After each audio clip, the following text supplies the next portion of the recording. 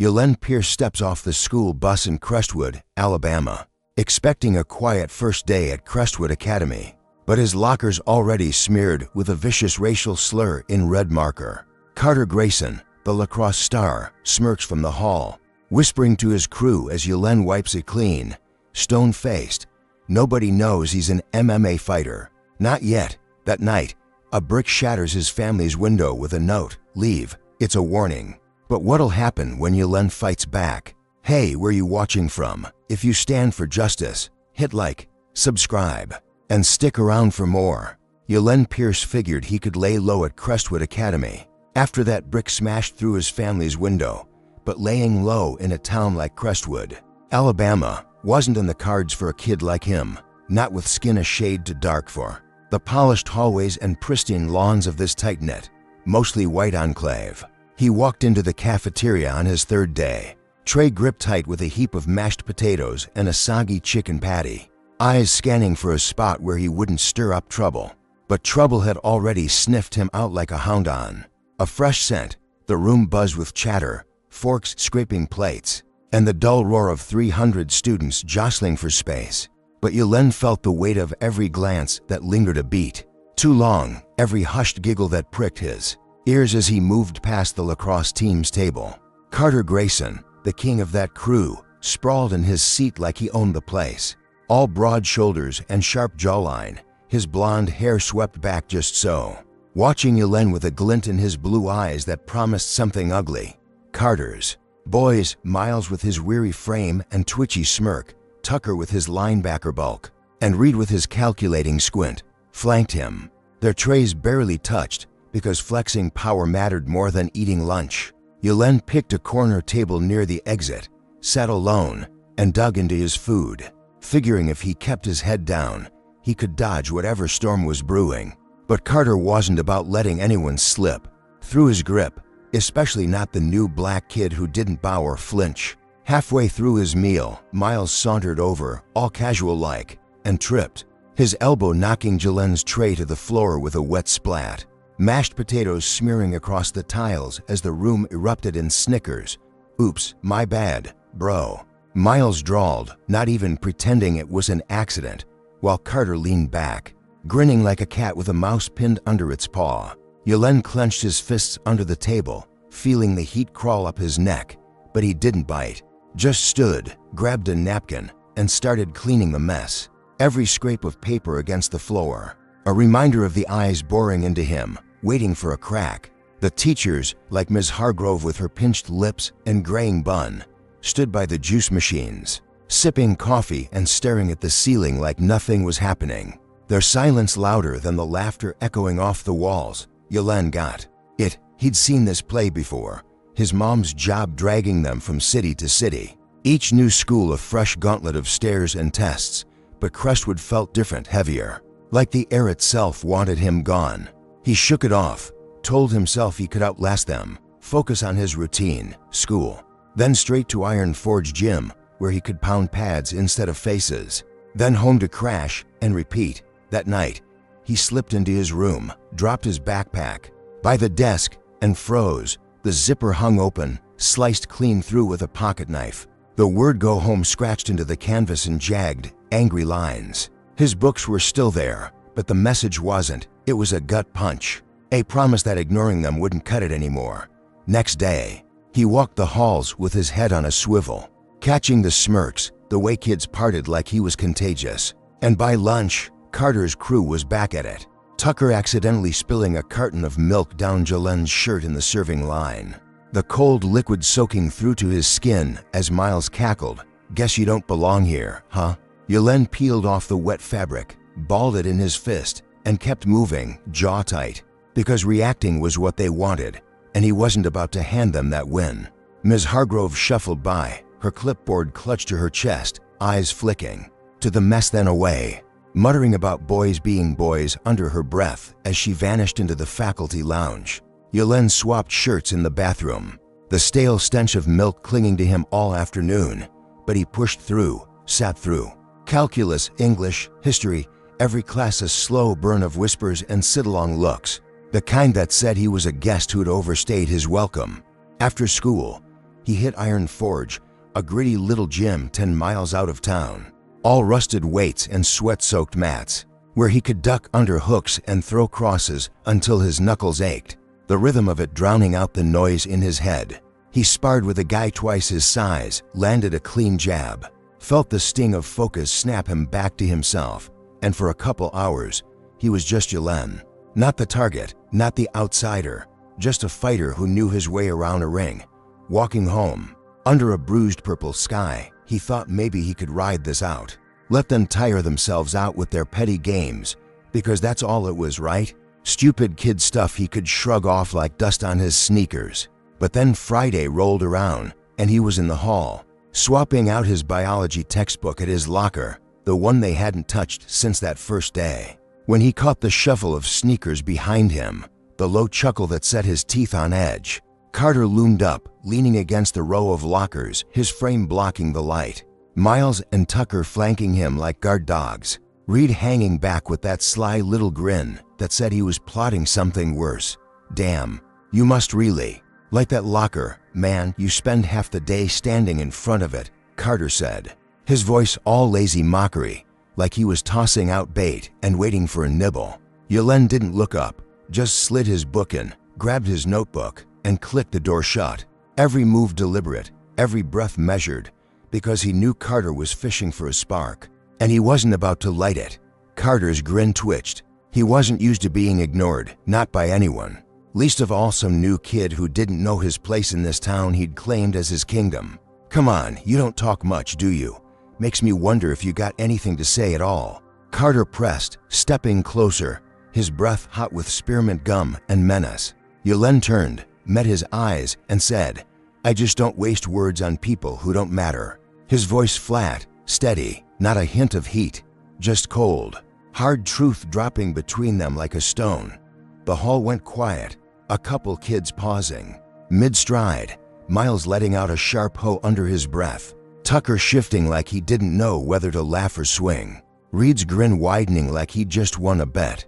Carter's smirk flickered, his cheeks flushing pink, because he wasn't used to anyone hitting back, not even with words, especially not someone like Yelen, who didn't fit the script he'd written for him. That's funny, Carter said, stepping right up into Yelen's space, his chest puffed out, voice dropping low. You think you're better than me, huh? Yelen didn't answer, didn't flinch, just held that unreadable stare, dark eyes locked on Carter's. A wall of calm that didn't crack, didn't bend, and that's what got under Carter's skin the most. The way Yelen stood there like nothing. He could touch him. Careful, man, Carter said, his tone dipping into something darker. You keep acting like that, you're gonna make some enemies around here. And he held the stare a beat longer, waiting for Yelen to blink, to back off, to give him something he could work with. But Yelen didn't budge, didn't blink, just let the words hang there. His silence saying more than any comeback ever could, a quiet defiance that Carter couldn't shake, couldn't break, couldn't stand. Carter stepped back, forced a laugh, flicked his head to his crew like it was all a joke, but his eyes stayed hard, locked on Yelen as he turned away, the promise of something worse simmering in the air. Yelen watched them go, their footsteps echoing down the hall, and let out a slow breath, figuring he'd dodged the bullet, kept the peace, stayed above the fray, because that's what he'd always done, outlasted the noise until it faded. But as he slung his bag over his shoulder and headed for the exit, he didn't see Carter stop at the corner, didn't hear the low mutter 2 miles, he's done, didn't feel the shift in the wind that said this wasn't over, not by a long shot. That night, he hit the gym again, threw punches until his arms burned, every strike a release, every dodge a shield, thinking he could keep this up. School, gym, home, nothing extra, nothing unnecessary, just ride out the storm until they got bored. But Carter wasn't the type to get bored. He was the type to dig in, to push harder, to make it personal, and Yelen didn't know it yet. But that shove in the hall wasn't the end of anything. It was the spark that lit the fuse, the first move in a game he didn't want to play but couldn't avoid. By Monday, the air at Crestwood Academy felt thicker, the look sharper, and when Yelen stepped into the hall, Carter was waiting, leaning against that same row of lockers, his grin back in place, but tighter, meaner, like he'd figured out exactly how to make Yelen pay for not bowing down. Yelen Pierce thought he'd weathered the worst after Carter Grayson's shove in the hall, figured he could keep his head down at Crestwood Academy and let the lacrosse king's ego deflate on its own. But Carter wasn't the type to let anything slide. Not when Jalen's quiet defiance had scratched at his pride like a splinter he couldn't pull out.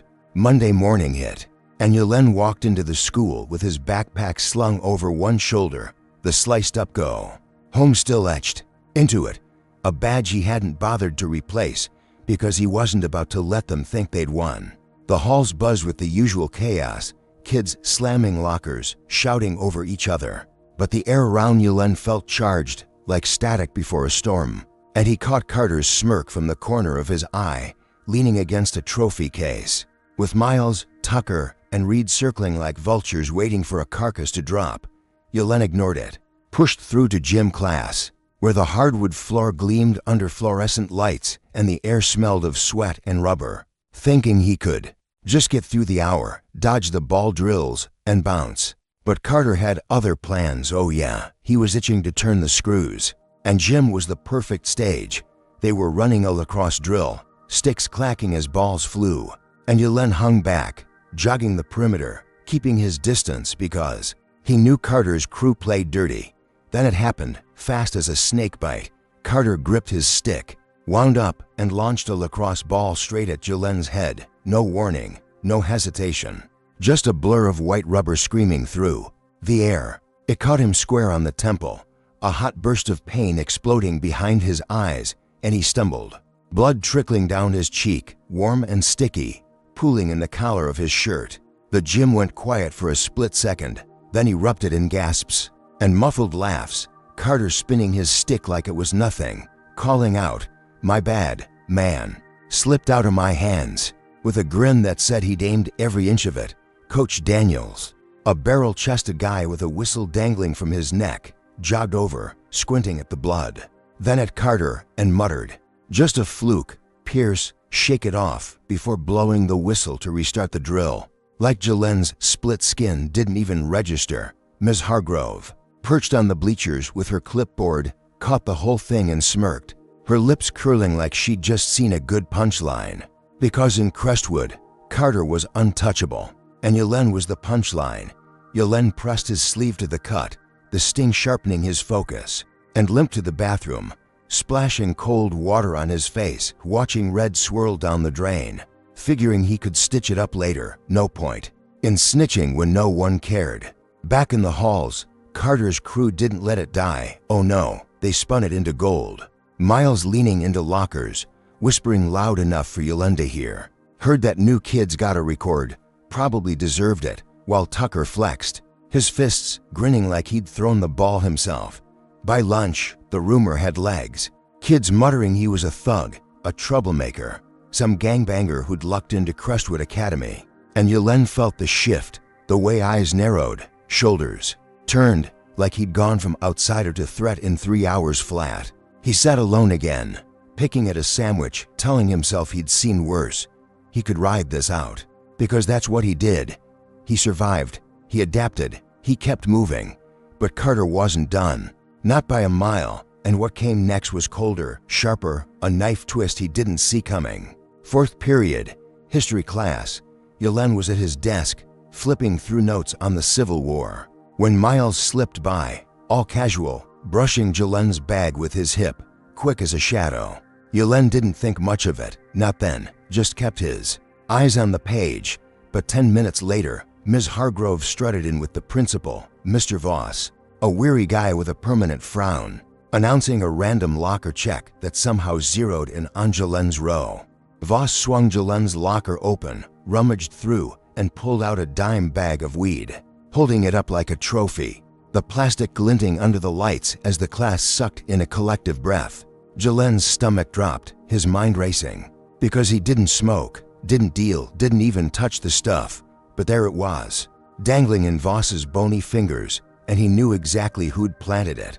Carter sat 3 rows back, his face blank, but his eyes gleaming, while Miles coughed into his fist, hiding a laugh, and Tucker cracked his knuckles under the desk. "This is serious, Pierce," Voss said, voice dripping with fake regret. "We've got a zero-tolerance policy here," and Yelen opened his mouth to protest. But Ms. Hargrove cut in. "He's been disruptive since day one," her tone sharp as a blade, sealing the lie into fact. They marched him to the office, the halls a blur of stares and whispers. Kids snapping pics on their phones, the rumor mill churning faster than he could blink. 3-day suspension, effective immediately, no appeal, no questions, just a call. To his mom, who picked him up an hour later, her face tight with fury, her voice shaking as she demanded answers he didn't have. "I didn't do it, Ma," Yelen said, staring out the car window at the manicured lawns blurring by. "They set me up."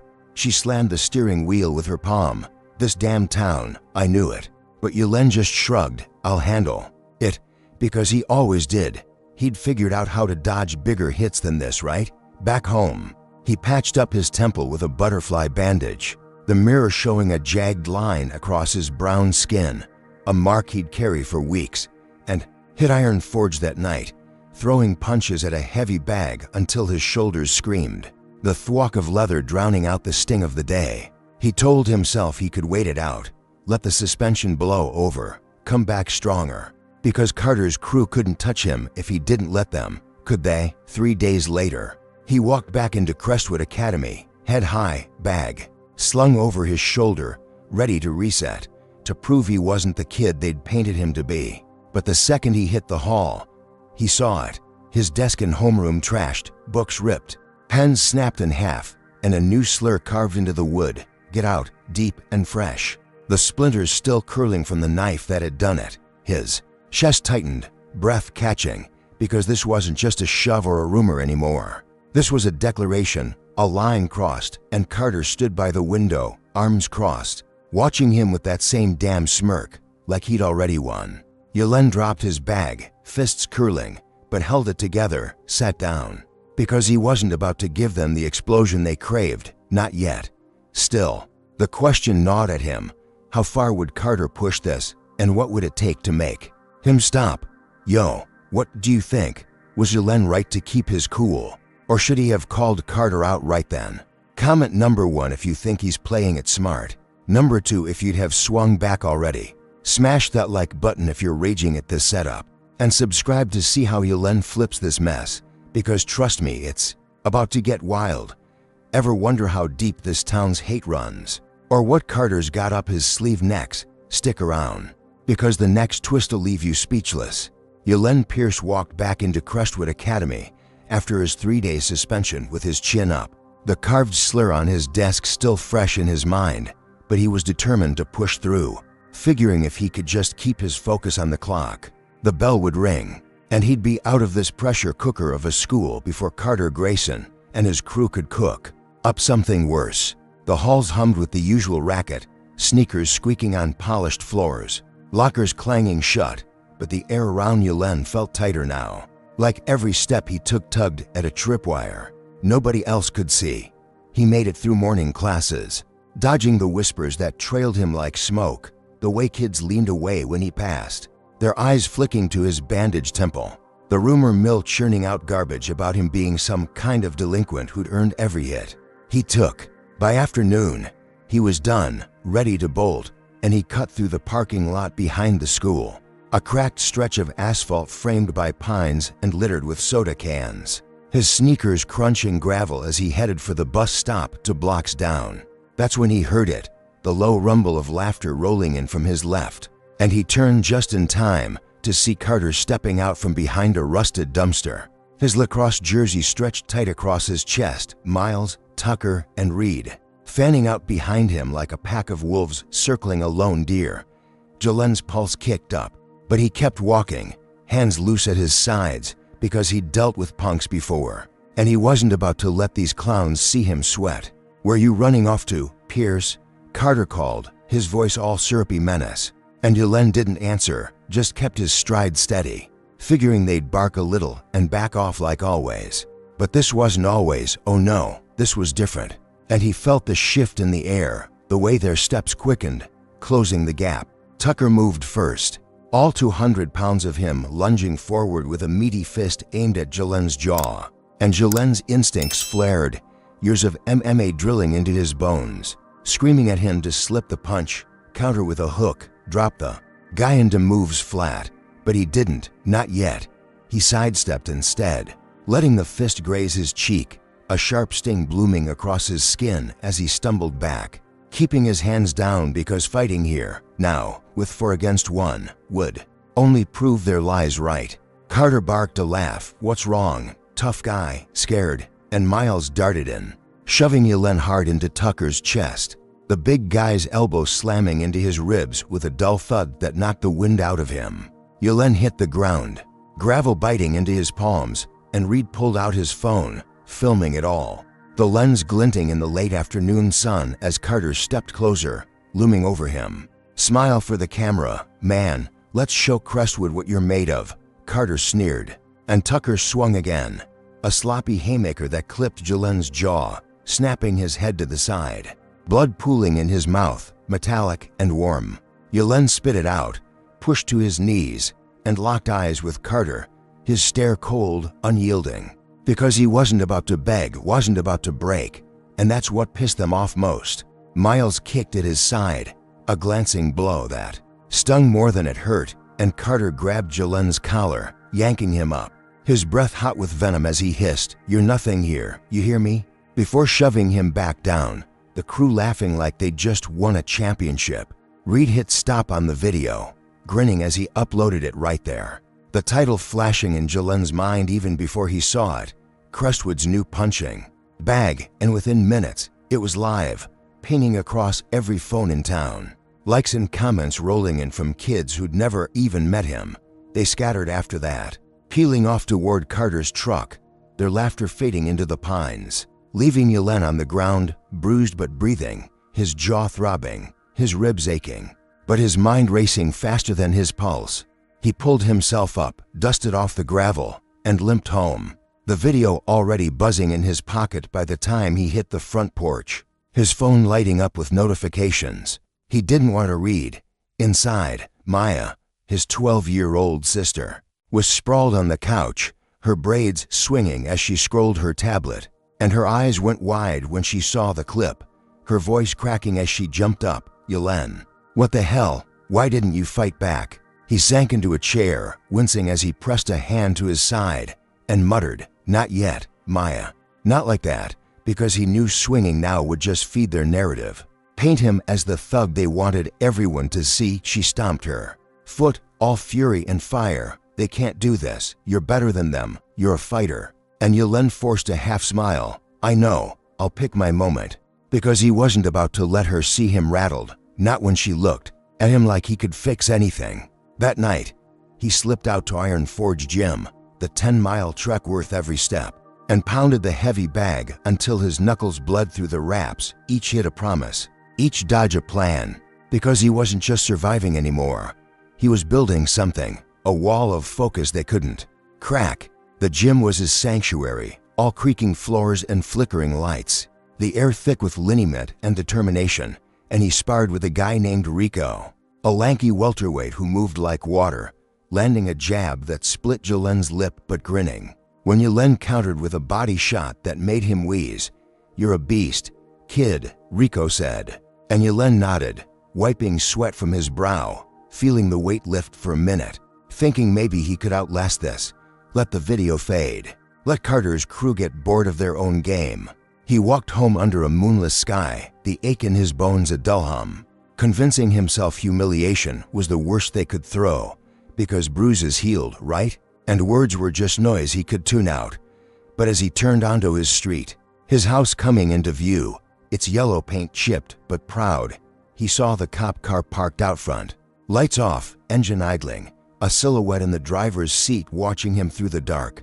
His gut twisted, a cold spike of dread cutting through the heat of his workout, because this wasn't just Carter's crew anymore. This was something bigger, something with teeth, and he realized too late that the parking lot wasn't the end of the fight. It was just the opening bell. He stopped in his tracks, the night air pressing in, thick with pine and gasoline, and watched the car's window roll down slow, a glint of badge catching the streetlight, and he knew whatever came next wasn't going to be a shove or a video. It was going to be a hammer, and he'd have to decide real quick how hard he was willing to hit back. Yelena Pierce stood frozen on his street, the cop car's engine purring like a predator in the dark, its headlights off but the weight of its presence pressing down on him. As he watched the window creep down, revealing Sheriff Grayson, Carter's uncle, all square jaw and cold eyes glinting under the brim of his hat. A man who carried Crestwood's law like a club he'd swing at anyone, who didn't fit the town's lily-white mold. Yelena's jaw still throbbed from Tucker's punch in the parking lot, his ribs aching with every breath, but he squared his shoulders, figuring whatever this was, he'd face it head-on, because running wasn't his style, not ever. Yelena Pierce, Sheriff Grayson drawled, stepping out, his boots crunching gravel. "Heard you've been causing trouble. Got a little rough with my nephew's friend Tucker out back of the school." And Yelena's blood went cold because he hadn't thrown a single punch. He'd taken the hits, not dished them. But the sheriff's smirk said truth didn't matter here, only the story they'd spun. Before he could open his mouth, the front door swung wide, Maya bolting out in her pajamas. Her voice shrill, "Yelena, what's going on?" And their mom followed, her bathrobe flapping as she yelled, "What's this about?" But Sheriff Grayson didn't flinch, just snapped cuffs on Yelena's wrists, the metal biting into his skin as he said, "Assault, caught on video, clear as day." Twisting the parking lot beating into a lie so slick it slid right past reason. Yelena's mom lunged forward. "He didn't do anything, that's my son." But Grayson shoved Yelena toward the car, Maya's sobs echoing as he ducked into the back seat, catching a glimpse of Carter across the street, leaning against a lamppost, his grin sharp enough to cut glass, because this wasn't just payback. This was a power play, and Yelena was the pawn they'd move however they pleased. The station was a squat brick building downtown, all flickering bulbs and stale coffee. And they booked him quick, fingerprints smudging ink across his hands, mugshot flashing bright as a spotlight, the charge pinned to him like a scarlet letter. Assaulting Tucker, a felony that could stick if they wanted it to. He sat in a holding cell, concrete walls closing in, the stink of bleach and piss thick in the air, and thought about that video, how Reed's phone had caught every shove, every punch, but not his restraint, not the way he'd held back when every muscle screamed to fight. 3 nights, they said, juvie until the hearing, and they hauled him off in a van. The ride a blur of headlights and silence, his wrists chafed raw by the cuffs, his mind racing for a way out, because he knew this wasn't random, this was Carter, pulling strings through family ties, and Sheriff Grayson was the muscle to make it happen.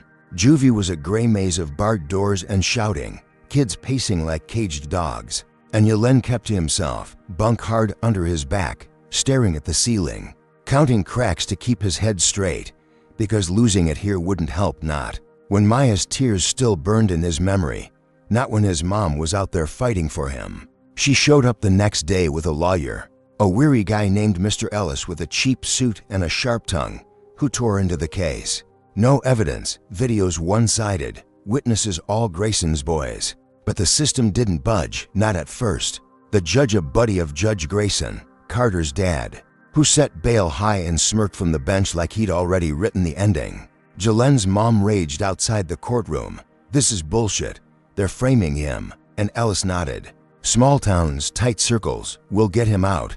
But it took 3 days, 3 nights of cold meals and hard stares before they sprung him, the charges under review. A technicality Ellis had pried loose like a crowbar in a locked door. Yelena walked out into the humid Alabama dusk, his mom's arms crushing him tight, Maya clinging to his side, and he thought he'd dodged the bullet, cleared his name. Because the truth had to count for something, right? He hit Iron Forge that night, gloves on, pounding the bag until his knuckles split. Every strike a vow to turn this around, to expose Carter and his crew for the cowards they were, because he wasn't about to let them bury him in their lies. Next day at school, he slipped a recorder into his pocket, a cheap thing from the dollar store, and caught Carter in the hall, bragging to Miles, "Told you we'd get him. Sheriff's got my back." His voice loud, cocky, dripping with the kind of arrogance that made Yelena's fists itch. He uploaded it to a local blog that night, Crestwood Exposed, the audio crackling but clear. And it spread, kids texting it around, a few even nodding at him in the halls like they'd seen a glimpse of the real story. Yelen leaned back in his chair, watching the views tick up, thinking he'd flip the script, put Carter on the ropes. Because evidence like that couldn't be ignored, could it? He slept hard that night, the first real rest in days, dreaming of a clean slate, a chance to breathe. But when he woke up, his gym bag was gone, swiped from the porch where he'd left it, and in its place was a folded scrap of paper, scrawled in black ink, "Snitchies get stitches," the words a cold slap that yanked him back to reality. His heart thudded, eyes scanning the empty street, because this wasn't over, not even close. And Carter's crew wasn't just watching anymore. They were hunting, and he'd just painted a bigger target on his back. Yelen Pierce woke up to that "Snitchies get stitches" note on his porch. The gym bag he'd hauled to Iron Forge every night gone, and the weight of it sank into his gut like a stone. Because Carter Grayson and his crew weren't just flexing anymore. They were clawing back every inch of ground he'd gained with that leaked audio clip. The one that had blown up on Crestwood Exposed and made kids whisper in the halls about Carter's dirty little secrets. He stuffed the note in his pocket, jaw tight, and headed to Crestwood Academy, figuring he'd keep his eyes peeled, stay one step ahead, because he'd survived juvie. He'd survived the parking lot.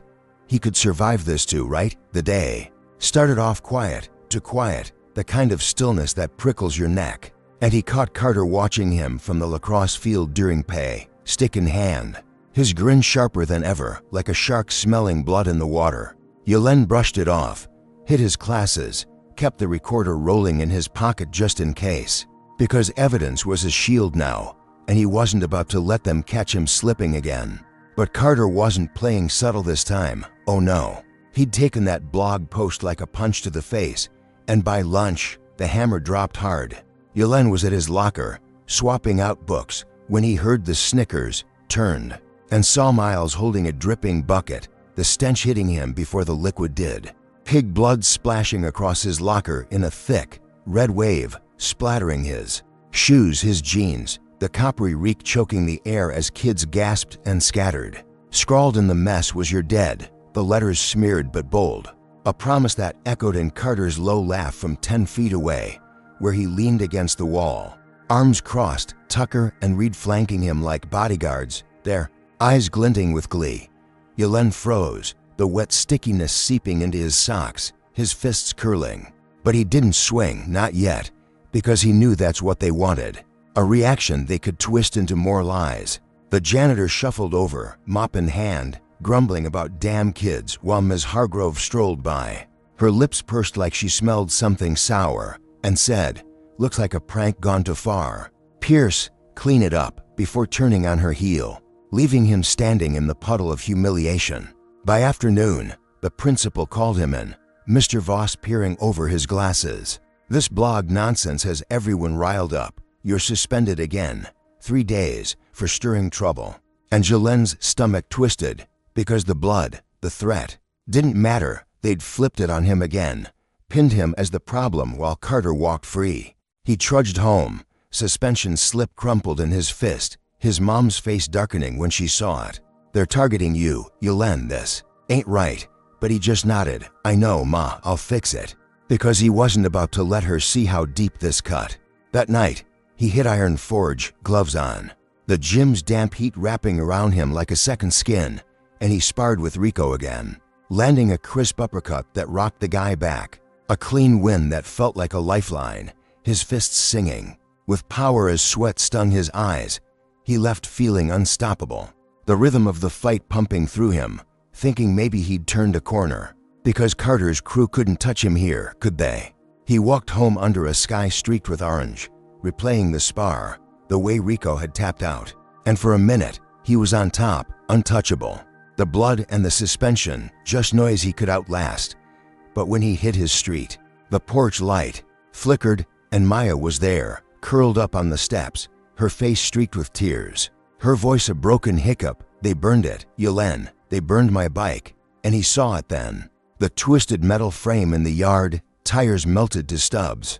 The pink frame she'd painted herself, now a charred skeleton, still smoking faintly in the dusk. His chest caved, rage boiling up hot and fast, because this wasn't just about him anymore. They dragged Maya into it, his little sister who'd never hurt a soul, and he knelt beside her, pulling her close, her sobs soaking his shirt as he whispered, "I've got you, I'll make it right." She looked up, eyes fierce through the tears. "You should have fought back, they're monsters," and he didn't argue, just held her tighter, because she was right, and he'd been a fool to think silence would save them. Later, his phone buzzed, a voicemail from an unknown number, Tucker's voice slurring through static. "Next time, it's her. Keep your mouth shut," and Jolen's blood ran cold, the threat sinking claws into him, because they weren't bluffing. They'd crossed into something darker, something he couldn't ignore. He stood in his room, staring at the wall, the recorder in his hand, and decided it was time to hit back.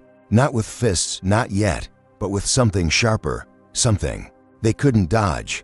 He replayed the voicemail, uploaded it to the blog alongside Carter's brag, titled it "Crestwood's Cowards," and watched it spread, the views climbing, kids texting it around.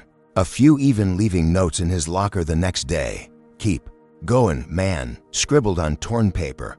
He thought he'd landed a blow, rattled them, because the truth was out there now, loud and undeniable, wasn't it? He hit Iron Forge again, pounded the bag until his arms shook, every strike a plan, every dodge a promise, because he wasn't just surviving anymore. He was fighting, and they'd feel it soon.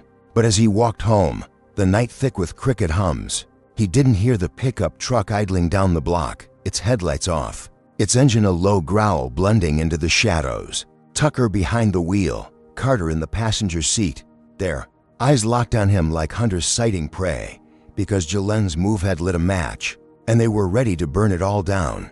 "Yo, how messed up is this?" Carter's crew torching Maya's bike just to flex. Comment number 1 if you think Jolen's got every right to unleash hell now. Number 2 if you'd still play it cool. Hit that like button if this injustice is boiling your blood. And subscribe to catch how Jolen flips this nightmare. Because it's about to get insane. Think he's safe after exposing them? Or is something way uglier creeping up behind him? Stay tuned, fam. The next drop's gonna hit like a freight train. Jolen Pierce walked home from Iron Forge Gym under a sky bleeding orange into black, his muscles humming from the night's workout, the voicemail threat against Maya still looping in his head. But that blog post, Crestwood's Cowards, felt like a jab he'd landed square on Carter Grayson's smug face, and for a minute, he let himself believe he'd shifted the fight, turned the town's eyes on the real monsters lurking behind lacrosse jerseys and polished grins. The 10-mile trek was routine now, a quiet stretch of 2-lane road flanked by pines and kudzu, the air thick with summer heat and the drone of cicadas, his sneakers slapping pavement in a steady rhythm that kept his mind clear. He replayed the gym session, the way he'd slipped Rico's hook and cracked a body shot that doubled him over, a taste of control he hadn't felt since this whole mess started, and it fueled him, made him think maybe he could outmaneuver Carter's crew, let the truth do the heavy lifting. But the night had teeth, and he didn't hear the pickup truck until it was too late. Its engine a low growl buried under the cricket hum, headlights off, creeping up from a side road like a shadow with intent. Jolen caught the glint of metal in his peripheral, turned, and saw it barreling down, a beat-up Ford, rust-streaked and roaring. Tucker's meaty hands on the wheel, Carter's silhouette beside him, their faces lit by the dash in a flicker of malice. His instinct screamed, legs pumping as he dove for the ditch, but the truck swerved hard, its fender clipping his left leg with a sickening crunch, pain exploding white-hot up his thigh as he tumbled into the dirt, rolling over roots and rocks. The air punched out of his lungs, tires squealed, the truck fishtailing as Tucker whooped, "Got him!" And Carter's laugh cut through the dark, sharp and wild, before they peeled off, tail lights winking red then vanishing into the pines. Jolen lay there, gasping, mud caking his hands, his leg throbbing like it had been split open. But he flexed it, felt the bone hold, bruised not broken, and dragged himself up, adrenaline surging as he limped back to the road, blood trickling down his shin, soaking his sock. No plates, no proof, just the sting of gravel in his palms and the echo of their laughter. A hit and run that wasn't random, wasn't an accident. but a message carved into his flesh: they'd kill him if they had to, and Maya next if he didn't shut up. He hobbled home, each step a fire, and slipped inside quiet, not wanting to wake his mom or Maya, because seeing him like this would break them, and he'd already let them down enough. He cleaned the cut in the bathroom, wincing as water hit raw skin, and taped it up with gauze from the first aid kit, telling himself he'd be fine. He'd fought through worse in the ring, right? Next morning, he called it in, Sheriff Grayson showing up at the house, notepad in hand. His face a mask of fake concern. Heard you had a little tumble. Pierce, roads dark out there. Probably just some drunk. And Yelen bit his tongue, knowing damn well who'd driven that truck, but without a license number. It was his word against theirs, and in Crestwood, his word was dirt. Stay out of trouble, son, Grayson said, tipping his hat, a warning wrapped in a smile. And Yelen watched him go, the cop car rolling slow down the street. A reminder that the law here wasn't blind, it was bought. He hit the blog again. That night, posted about the hit. They tried to run me down, this is who they protect. And it spread fast, comments piling up, some kids from school even texting him. That's messed up. Man, a flicker of support he clung to, because maybe the town was waking up, maybe he'd cracked their armor. But Carter's crew wasn't done. Oh no, they saw the post and flipped the script. Hacking his account hours later, posting fake confessions. Caught me with the weed again, my bad. And sorry for the drama. Crestwood, under his name. Turning his fight into a joke. A lie that spread faster than the truth ever could. By morning, his mom's boss called, voice clipped. We can't have this kind of scandal, you're out. Firing her over the drug posts, her paycheck gone in a snap.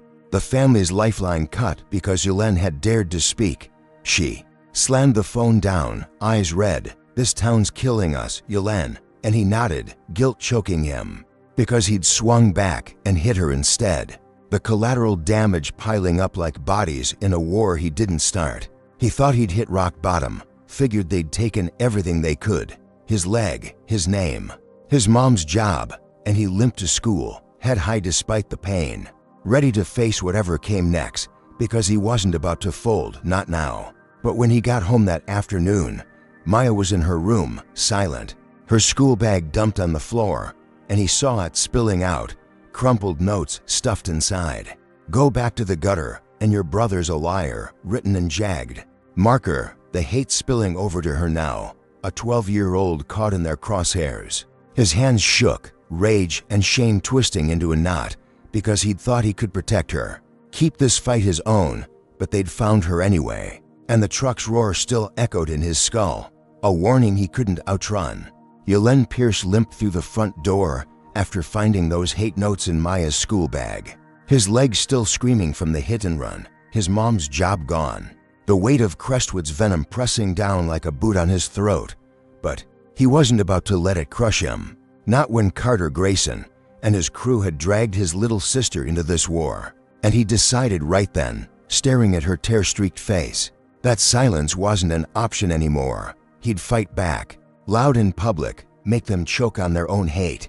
Next morning, he rallied a protest at Crestwood Academy, scribbled flyers on notebook paper. No more racism, stand up, and passed them out in the halls. His voice hoarse, but steady as he called kids to the courtyard at lunch, figuring if he could get even 10 to show, it'd be a start, a crack in the wall they'd built around him. Word spread fast, texts buzzing, and by noon, 30 kids gathered. A mix of misfits and quiet ones who'd nodded at him before, holding signs he'd made from cardboard. Justice for Yelen and Crestwood's shame, their voices rising. In a chant that echoed off the brick walls, a raw, messy howl against the machine. Local news caught wind, a van rolling up with a camera, the reporters catching Yelen's words. They hit me with a truck, burned my sister's bike. This ain't a prank, it's a crime. And the clip aired that night, his bruised face on every TV in town, Carter's name dripping from his lips like poison. He saw Carter across the courtyard during the rally, arms crossed, jaw tight, his crew shifting behind him, and for once, they looked rattled, their king wobbling on his throne, because Yelen had landed a blow they couldn't shrug off, right? The crowd cheered, a few kids he didn't even know clapping his shoulder, and he felt it. A surge of something like victory, a spark that said maybe he'd turned this hellhole around. But Carter wasn't the type to flinch for long, oh no. And Reed, the sly one with eyes like a fox, had been watching, plotting, slipping through the chaos while Yelena spoke. During the protest, with kids shouting and signs waving, Reed ducked into the school, nimble as a thief, and slid a hunting knife into Yelena's bag, the blade gleaming under crumpled papers, then tipped off Mr. Voss with a hushed, "Check Pierce's stuff, he's dangerous." Voss stormed the courtyard, badge flashing, and yanked Yelena's bag open in front of everyone, pulling out the knife slow, dramatic, the steel catching the sun as gasps rippled through the crowd, the chant dying in their throats. "This is a weapon, Pierce," Voss snapped. "You're a threat. Expelled, effective now." And Yelena's stomach dropped, his mind reeling, because he'd never seen that knife, never touched it, but there it was, dangling from Voss's hand, a noose tightening around his neck. The news crew filmed it all, the narrative flipping in a heartbeat, hero to villain, and Carter smirked from the sidelines, his crew melting back into the throng, because they'd turned his rally into a trap, and he'd walked right into it. Yelena's mom hired Mr. Ellis again, the lawyer pacing their living room. "It's a setup. We'll fight it." And Yelena dug in, posting online, "They framed me. I'm not done." Launching a petition that went viral, 5,000 signatures. In 2 days, kids from Crestwood and beyond typing "Free Yelena." The pressure mounting until Voss caved, reinstatement grudgingly granted, a win snatched from the jaws of defeat. Yelena walked back into school, head high, the halls buzzing with his name. Some kids whispering support, others glaring like he'd cheated death one too many times. And he thought he'd clawed his way out, flipped the script again, because they couldn't keep him down, could they? That night, he hit Iron Forge, gloves on, ribs still tender from the truck, and sparred with Rico, dodging a flurry, landing a hook that snapped Rico's head back. The gym alive with grunts and sweat, a rhythm that steadied him, made him feel invincible. He left late, limping less now, the pain dulling to a hum, figuring he'd weathered the storm, that the rally, the petition, had put Carter on his heels. And he could breathe, just for a minute. But as he cut through an alley shortcut, the air shifted, a rustle behind him, and he turned to late, Carter's crew exploding from the shadows, bats in hand. Tucker swinging first, a crack against his ribs that dropped him to his knees, the pain a white-hot flare as he gasped, blood flooding his mouth. Miles came next, a wild swing clipping his shoulder, and Reed aimed for his head, Yelena's MMA instincts kicking in, rolling clear, springing up despite the fire in his chest. He fought back, fists flying, a jab smashing Miles' nose, blood spraying, a kick dropping Tucker to a groan, but there were too many, and Tucker roared back, bat raised, slamming it into Yelena's side, a sick crunch as ribs gave way, the world tilting as he hit the pavement, their boots stomping off into the night, leaving him curled in the dirt, breathing shallow, alive but broken.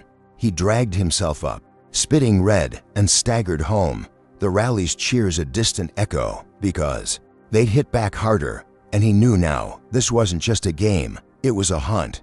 Yelena Pierce staggered home from that alley ambush, ribs cracked, blood crusting on his lip, the echo of Carter Grayson's crew's bats still ringing in his skull.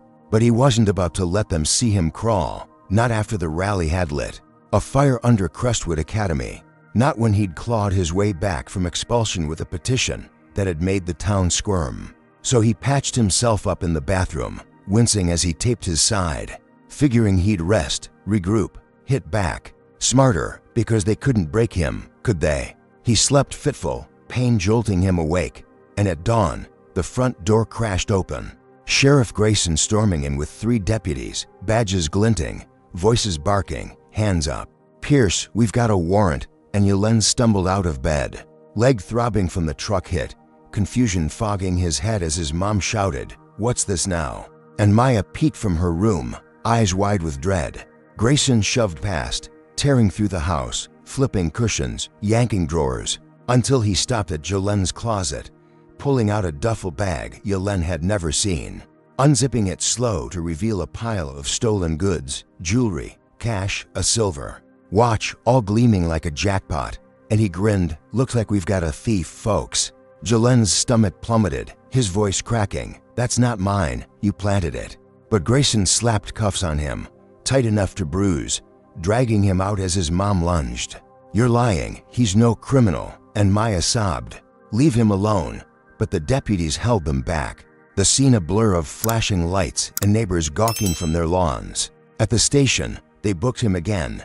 Theft this time, a felony that could lock him up for years. And Grayson leaned close, breath sour with coffee. "You should have kept quiet, boy. This town doesn't need your kind stirring shit." His words a venomous hiss that confirmed what Yelen already knew. This was Carter's revenge, orchestrated through family ties, a frame up so tight it squeezed the air from his lungs. They tossed him in a cell, concrete cold under his feet, the clang of the door a final note in a song he couldn't escape. And he sat there, ribs aching, mind racing, because he'd posted the truth, fought back, and they'd turned it into chains, hadn't they? His mom called Mr. Ellis, the lawyer bursting in with a briefcase and a scowl. "This is horseshit. No fingerprints, no witnesses, just Grayson's word." And he dug through the case, found a loophole. The warrants timestamp off by hours. A sloppy mistake that sprang Yelen free on technicalities after 2 nights of stale bread.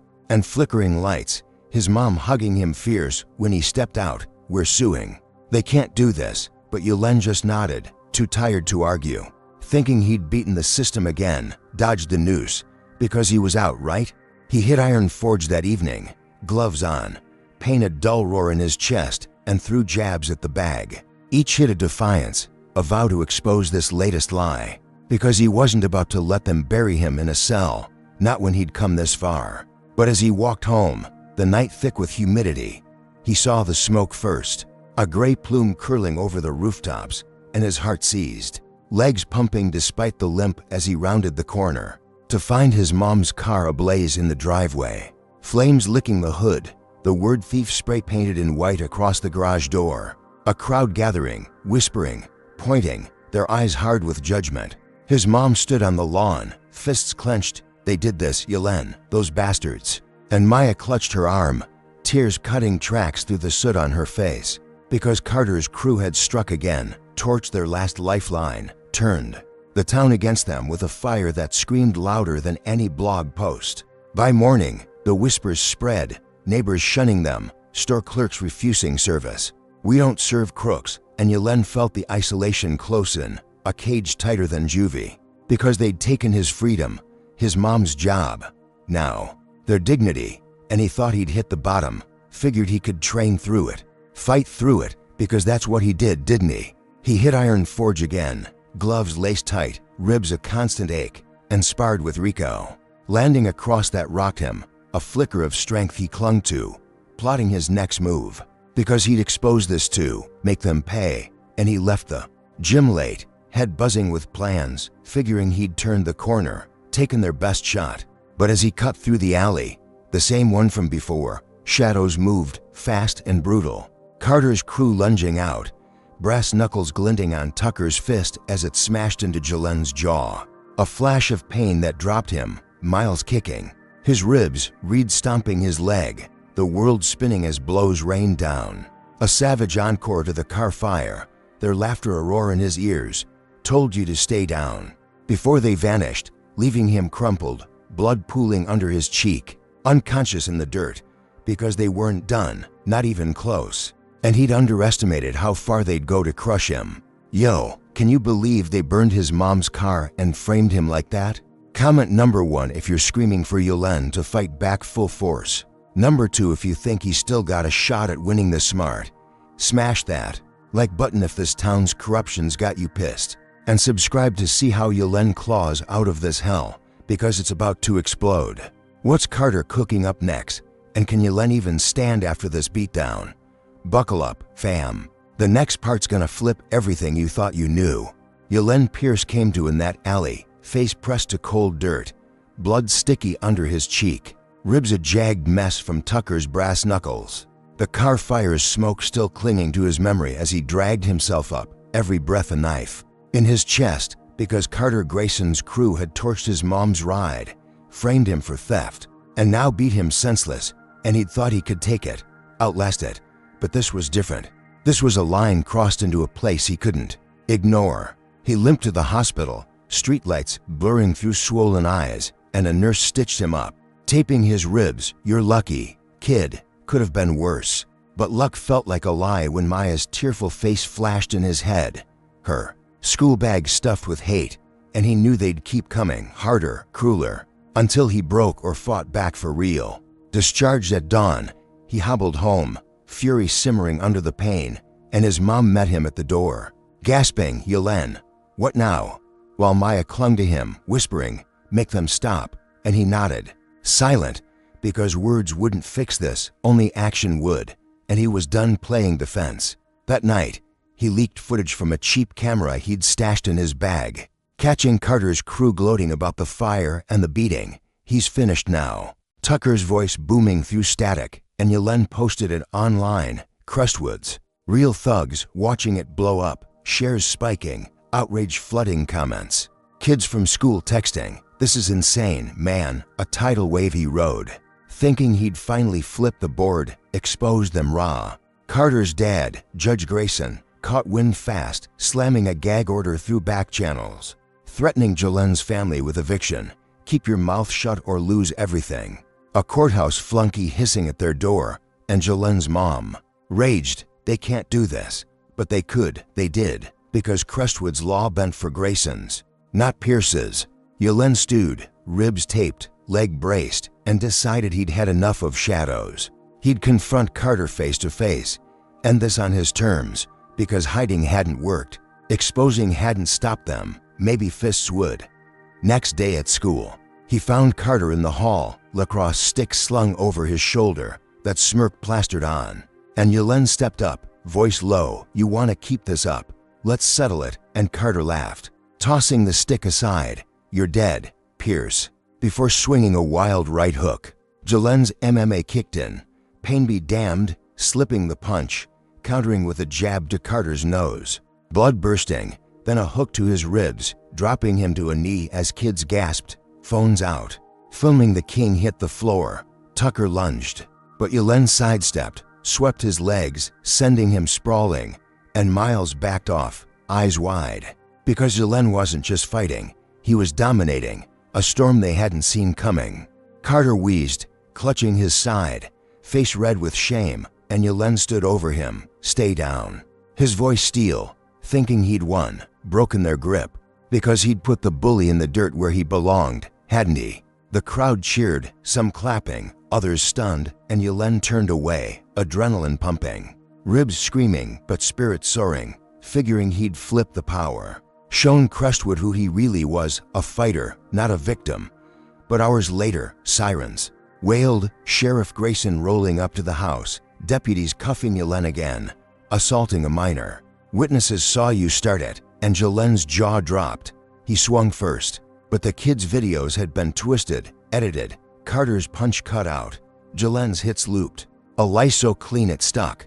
His mom screamed, "This is a setup," as they hauled him off. Maya crying from the porch, and Ellis bailed him out by nightfall. "We'll fight it," but they're desperate now, a grim nod that said this wasn't over. Yelen crashed on the couch, head spinning, thinking he'd won the battle, humiliated Carter, rallied the town, only to land back in cuffs, and he stared at the ceiling, replaying it all. The cheers, the blood, the arrest, wondering how they'd turned his victory sour so fast. He drifted off, exhaustion pulling him under, figuring he'd regroup, hit Iron Forge tomorrow, keep pushing, because he'd tasted triumph, hadn't he? But at midnight, the house was too quiet, and he jolted awake, heart pounding, creeping to Maya's room, finding her bed empty, sheets cold, a note on her pillow in jagged scrawl. "You should have stayed down," and his knees buckled, panic, clawing his throat, because Carter's crew hadn't just hit back, they'd taken her, his little sister, the one he'd sworn to protect, and this wasn't a fight anymore. It was a nightmare he couldn't punch his way out of. He grabbed his phone, hands shaking, dialed his mom at her night shift, Maya's gone, his voice breaking, and the line crackled with her gasp, because they'd crossed every line. And Yelen knew now they'd never stop, not until they'd taken everything he loved. Yelen Pierce stood in Maya's empty room, the note, "You should have stayed down," trembling in his hand, his sister gone, snatched by Carter Grayson's crew in the dead of night. And the panic hit him like a freight train, ribs still cracked, jaw bruised, but none of that mattered now, because they'd taken the one thing he'd fought to shield, and he'd tear Crestwood apart to get her back. He grabbed his phone, called his mom at her diner shift. "They've got Maya," his voice a raw scrape, and her scream cut through the line. "Find her, Yelen, now." Before she hung up to race home, leaving him alone with the silence, the weight of it crushing. But he didn't crumble, not yet, because years of MMA had drilled focus into him, and he'd use it, every ounce, to hunt them down. He replayed every threat, every taunt, and remembered Tucker bragging weeks back about an old barn off Route 9, a spot they'd called the hideout, and it clicked, a gut hunch that pulled him out the door, limping fast through the dark, his leg a dull throb, ribs a sharp ache, but adrenaline drowned it all, a fire driving him toward the pines 10 miles out. The night was thick, moonless, crickets screaming as he hit the dirt road, no car, no time, just his sneakers pounding earth until he saw it. A sagging barn, wood warped gray, a faint glow seeping through cracked planks, and he slowed, creeping. Close, MMA stealth kicking in, every step silent, every breath controlled. He peered through a splintered gap, heart slamming, and there she was, Maya, tied to a chair, duct tape over her mouth, her braids swinging as she squirmed, tears streaking her face. While Carter's crew circled, Tucker pacing with a bat, Miles filming on his phone, Reed smirking, and Carter barking, "Keep her quiet. This'll shut him up for good." Their voices a mix of glee and nerves, because this wasn't a prank. This was a felony, and they knew it. Jalen's fists clenched, rage boiling, but he waited, counted them, for against one, bad odds. But he'd fought worse in the ring, hadn't he? He slipped around back, found a loose board, pried it free with a grunt, and slid inside. Shadows cloaking him as he moved, a predator now, not prey. His training a weapon they couldn't match. Tucker turned first, bat raised, but Yelen was faster, lunging low, a takedown that slammed him to the dirt, wrenching the bat free and cracking it across his knee, a snap that echoed as Tucker howled. Clutching a broken arm, Miles dropped the phone, charging, but Yelen spun, a roundhouse kick catching his jaw, teeth clacking as he crumpled, out cold, the camera skidding across the floor, still recording. A live witness to their fall, Reed bolted for the door, cowards. Instinct, but Yelen cut him off, a jab to the throat dropping him choking.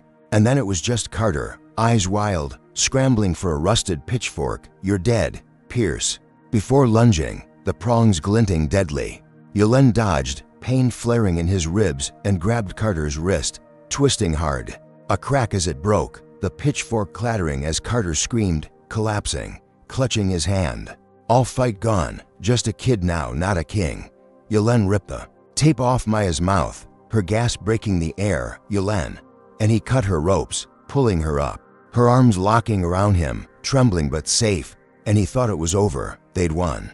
Because he'd dismantled them, saved her, right? He grabbed Miles' phone, the video still rolling, and they stumbled out, Maya leaning on him, his leg buckling but holding, the barn shrinking behind them as they hit the road. Dawn bruising the sky purple, a quiet that felt like victory. He uploaded the footage from a gas station payphone, Crestwood's kidnappers, tagging every news outlet, every blog, and it exploded, views spiking, feds alerted. Because this wasn't just assault, it was abduction, and Carter's crew was cooked, their faces plastered for the world to see. Yelen got Maya home, his mom sobbing as she crushed them both in a hug. "You're alive, thank God." And he crashed on the couch, ribs afire, but heart steady, thinking he'd ended it. Flipped their game into a cage they couldn't escape, because the truth was out, undeniable, wasn't it? He slept, exhaustion pulling him deep, Maya safe beside him, and for a moment, he believed he'd won, broken their hold, saved his family, because the feds would swoop in now, right? But as the sun climbed, a cruiser rolled up, Sheriff Grayson stepping out, warrant in hand. Yelena Pierce, you're under arrest for kidnapping Maya Pierce, and Yelena's eyes snapped open, disbelief choking him, because the video, the rescue, had been twisted, Carter's family spinning it, claiming he'd staged it all, framed them, and the warrant was real. Deputies cuffing him as his mom yelled, "He saved her, you liars." And Maya cried, "No, no, no," but they dragged him off, the barn fight a hollow echo, because they'd turned his heroism into a crime, and he realized too late. This town's hate ran deeper than he'd ever imagined. Yelena Pierce sat in the back of Sheriff Grayson's cruiser, cuffs biting his wrists, the barn rescue replaying in his head, Maya's arms around him. The video he'd leaked exposing Carter's crew, but now he was the one in chains accused of kidnapping his own sister, a lie so twisted it made his ribs ache worse than Tucker's bat. And he knew this was Carter's family striking back, Judge Grayson pulling strings to bury him deeper than ever. They hauled him to the station, booked him fast, the charge of felony that could lock him away for decades, and he sat in a cell, concrete walls slick with damp, staring at the floor, because he'd saved Maya, fought off for with broken ribs. And still, Crestwood turned it against him, didn't it? His mom stormed in with Mr. Ellis, her voice a raw shout, "He's a hero, not a criminal." And the lawyer nodded, "We've got the barn footage, it's airtight." But Yelena saw the flicker in Ellis's eyes, the doubt, because Grayson's reach ran deep, and truth bent here like wet paper. The trial came quick. A week later, the courthouse, a squat brick box packed with townsfolk, some glaring, others whispering. And Yelena sat in an orange jumpsuit, legs still throbbing, ribs taped, facing a jury of pale faces who'd already judged him before the gavel fell. Carter took the stand, wrist in a cast, eyes red like he'd rehearsed tears. "He attacked us, took his sister to frame me," his voice shaking just enough to sell it, while Tucker, Miles, and Reed parroted the lie, bruises fading, but stories. Since claiming Yelena stormed the barn, staged the whole thing. A conspiracy so smooth it slid past reason. Ellis fought back, played the video. Miles' phone catching every kick, every punch, Carter's pitchfork lunge, Maya's muffled cries, and the courtroom sucked in a breath.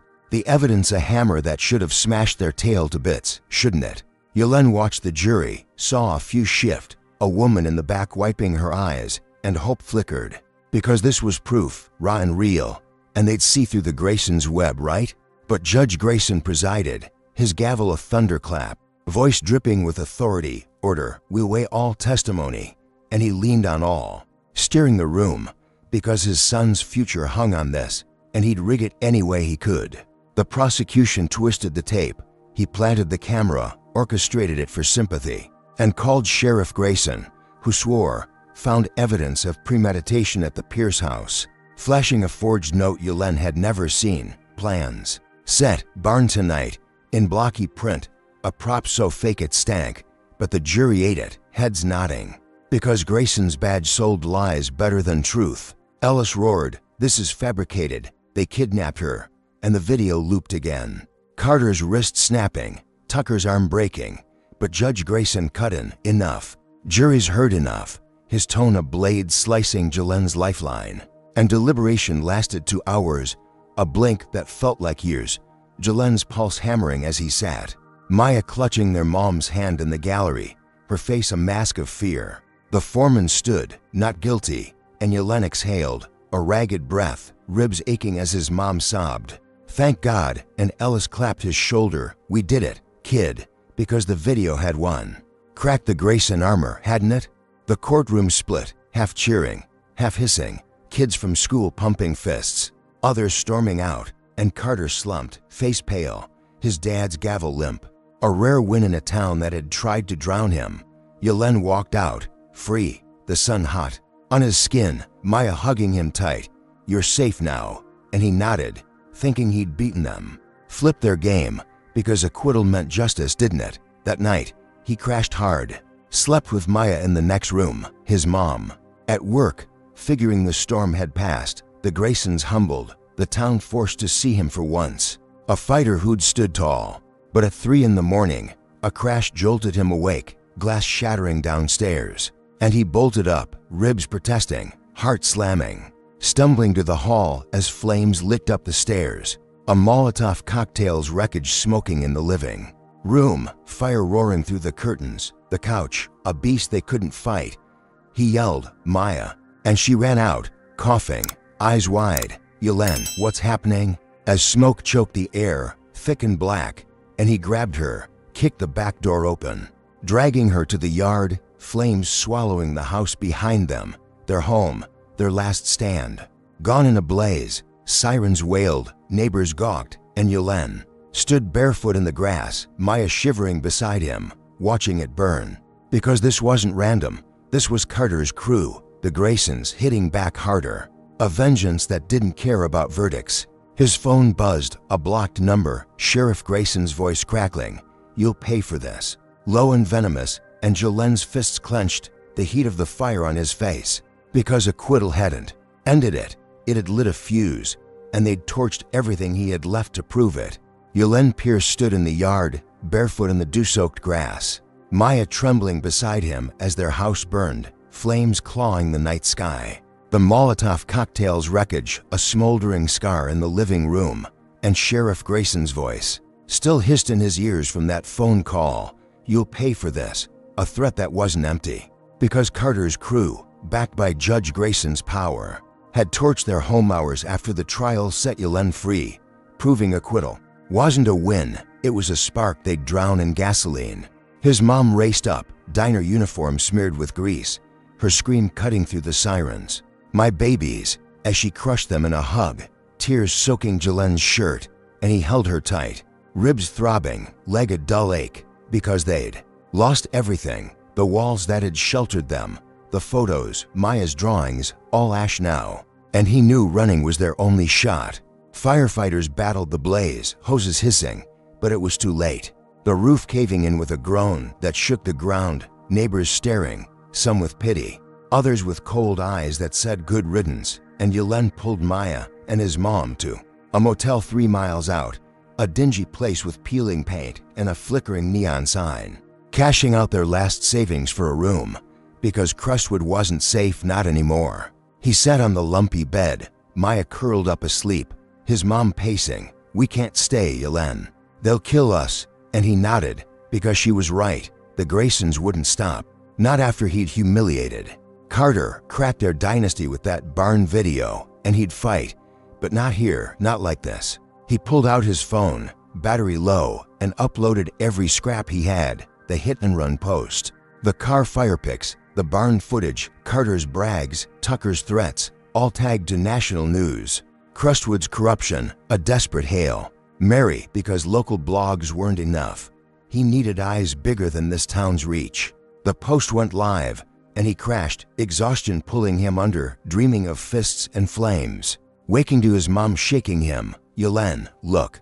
Her voice sharp as she shoved her phone at him. CNN running the story. Alabama teen exposes systemic racism. His face on the screen, the barn clip looping, Carter's wrist snapping, Maya's cries. And the views skyrocketed, millions in hours, feds swooping in by noon. Black SUVs rolling through Crestwood, warrants flashing. Judge Grayson got nabbed first, cuffs on in his own courthouse, face gray as agents read his rights. Bribery, evidence tampering, a rap sheet long as the town's history, and Sheriff Grayson bolted. Truck peeling out, a fugitive by sundown. His badge of memory, Carter cracked under the spotlight, institutionalized after a screaming breakdown on live TV. It wasn't me, it was them. His cased hand flailing, a king reduced to a ranting shell. And Yelena watched it unfold from the motel. TV flickering, Maya squeezing his arm. "You did it." Her voice soft, and his mom smiled.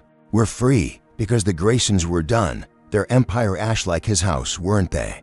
The feds cut them a check, relocation funds, and a non-profit mailed an offer, start over anywhere. So they packed what little they had, a duffel of clothes, Maya's salvaged teddy bear, and moved north, a small Ohio town, green hills, quiet streets, a fresh slate where no one knew Crestwood scars. Yelena enrolled in a new school, ribs healing, legs steady, and hit a local gym, gloves on, sparring with kids who didn't flinch at his skin, a rhythm that felt like home, thinking he'd won. flipped the nightmare into something solid, because the feds had cleaned house, the truth had burned brighter than their fire, hadn't it? His mom got a job, diner again, but better pay. Maya smiled more, sketching in a new notebook. And Yelen walked taller, shoulders square, because he'd fought, saved them, broken a town's hate with his fists and his voice, a story he'd tell. One day, maybe when the bruises faded. But 3 weeks in, a letter slipped under the door. No stamp, no return, just his name in blocky print, and he tore it open, heart thudding. The words short, "You didn't win. Watch your back," a chill snaking down his spine, because it wasn't Carter's scrawl, not Tucker's, not Miles or Reed's, someone else, someone still out there, and he crumpled it, eyes scanning the empty street, the Ohio dusk pressing in, because Crestwood's roots ran deep, deeper than he'd cut, didn't they? He stepped outside, breath fogging in the cool air, fists clenched, the old fire sparking, because he'd beaten the Graysons, saved Maya, rebuilt, but this wasn't over, not yet. And he'd face it, same as always, head on, because that's who he was, a fighter, not a runner, and whatever came next, he'd be ready, wouldn't he? He turned back inside, locked the door, and stood by the window, shadows stretching long. A warrior forged in flame, waiting for the next bell to ring. Yelen Pierce's journey in Crestwood, Alabama, is a raw testament to resilience against relentless racial injustice. The first lesson screams loud, silence isn't safety. Yelen tried ignoring the slurs, the shoves, the setups, but each quiet moment only fueled Carter Grayson's crew to hit harder, from locker vandalism to a hit and run, proving that standing still invites bigger blows. Fighting back, though, isn't just fists, it's strategy. Yelen's MMA skills saved Maya, but his real power shone when he leaked videos, turning their hate into evidence that shook a corrupt town. Systemic racism doesn't crumble easy. And that's lesson 2. It's a beast with deep roots. Sheriff Grayson's cuffs, Judge Grayson's gavel, the torched house all showed how power shields bigotry, twisting justice into a weapon against the innocent. Yet, lesson 3 burns bright. Truth can cut through lies. Yelen's persistence, uploading every threat, every attack, sparked a federal reckoning, toppling the Graysons' empire, proving one voice can ignite change.